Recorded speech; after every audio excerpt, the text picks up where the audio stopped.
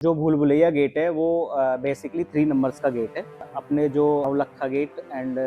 हाथी पोल, गणेश पोल और फिर उसके बाद आता है भूल भुलैया गेट। उसको भूल भुलैया गेट इसलिए बोला जाता है क्योंकि क्या होता था कि जब भी राजा की सेना जब किले से बाहर युद्ध करने के लिए जाती थी तो जब युद्ध करके लौटते रहते थे वो, उसमें क्या होता था कि शत्रु सेना भी उसके अंदर सम्मिलित हो जाती थी। तो उन चीजों का पता लगाने के लिए अब कैसे उनको आइडेंटिफाई किया जाए कि ये शत्रु सेना के लोग हैं या कैसे हैं, तो उस टाइम में राजाओं ने यहाँ पे एक थोड़ा सा वो किया कि कैसे उनको पहचाना जाए, क्या किया जाए, कंफ्यूज किया जाए। तो उन्होंने उसके लिए एक दरवाजे का निर्माण करवाया जिसका नाम है अंधेरी गेट, उसको भूल भुलैया गेट भी कहते हैं। तो उन्होंने वहाँ पे उस दरवाजे को 90 डिग्री एंगल पे बनाया है और बेसिकली, और देन उसके बाद में उसका एक दरवाजा उन्होंने 30-35 डिग्री पे ओपन किया हुआ है और उस जगह उसको ऐसे बनाया हुआ है कि वो जब दरवाजा जब खुलता है ना तो जो मेन दरवाजा है वो क्लोज हो जाता है, जो किले की तरफ जाता है, और जो सामने जो दरवाजा है वो जो खाई के अंदर जो जा रहा है, जिन्होंने उन्होंने गुप्त बनाया उसको, वो खाई की तरफ खुलता है, वो ओपन हो जाता है। तो उसमें क्या होता था कि नीचे से जहाँ गणेश पोल जो है